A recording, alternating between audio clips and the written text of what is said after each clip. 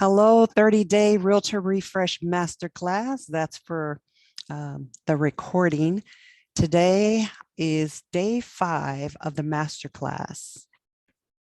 I am just going to send a quick note to let everyone know that I am streaming live in my page. Well, if they go to the Zoom, they'll find it too. You'll find it too. There's always something, right? There's always something. But I shall persevere because I don't want to waste any time. Today is the 5th, and you know what that means.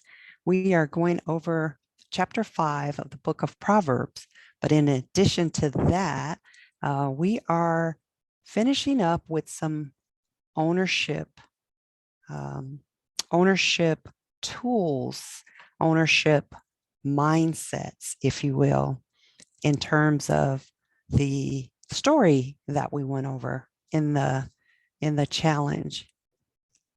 And I am looking at some of the activity on the page just to let people know that I am also streaming live.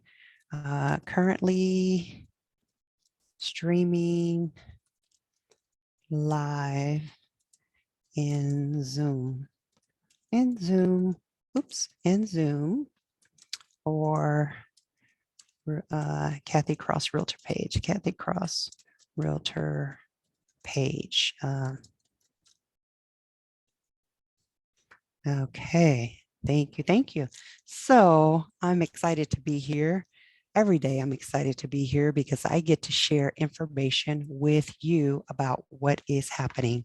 And today I want to go over some CEO mindset shifts. But before I do that, let's take care of just a little bit of administrative announcements. If you look at, there's a couple of places you can look inside the Facebook group, and you will see at the top there are tabs.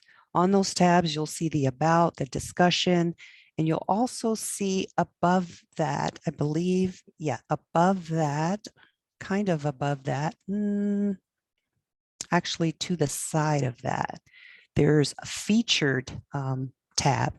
In the featured tab, every day I'll pin the featured video for the day. So day 5, I'll pin it up there. If you have not seen the previous videos, go back, take a look at that.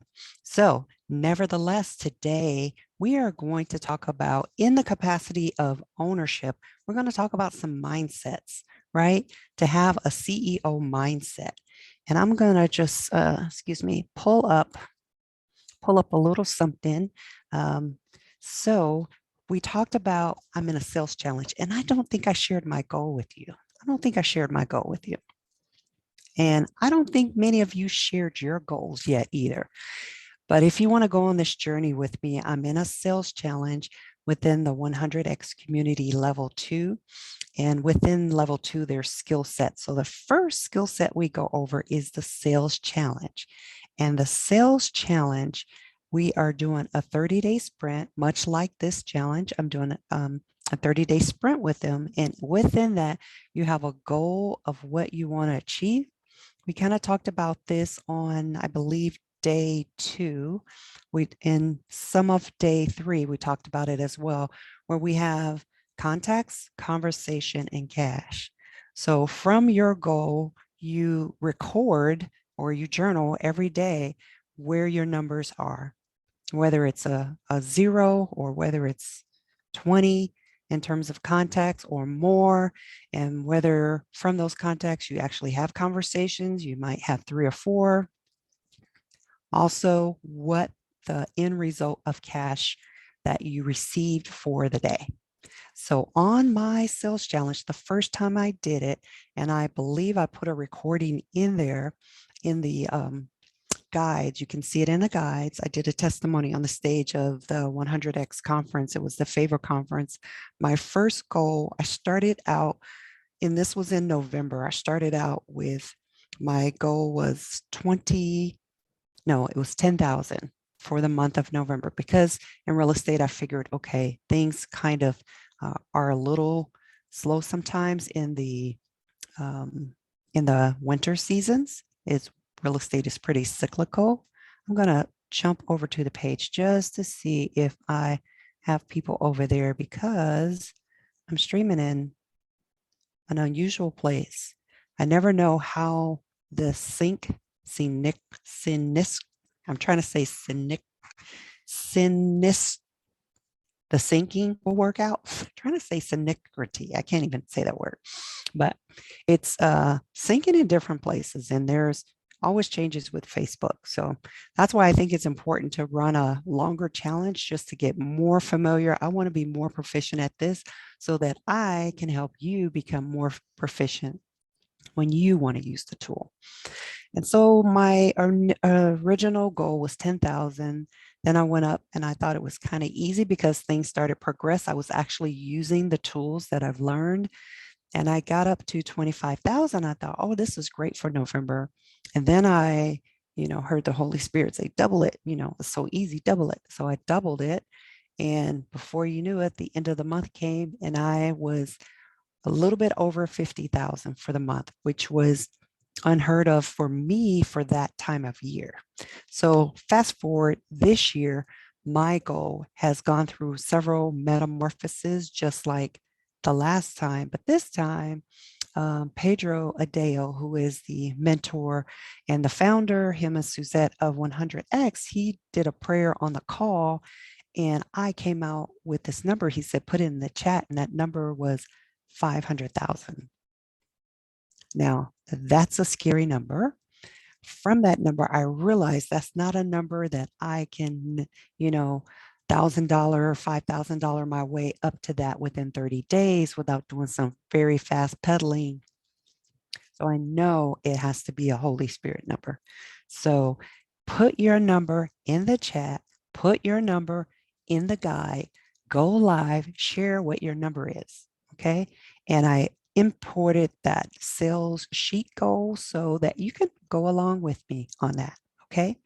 So I have a few minutes. I want to go over some CEO mindsets for today, and then we'll end with Proverbs 5. So CEO mindsets. When you decide to do real estate, it's really the first piece of real estate that you want to deal with is in your head. I'm going to slide this over. I have several screens I really like when I can see engagement. So I'm really kind of bummed out that this is posting on a page instead of within the group. But nevertheless, I'll save it, record it, and upload it and actually transfer it. So we'll be fine.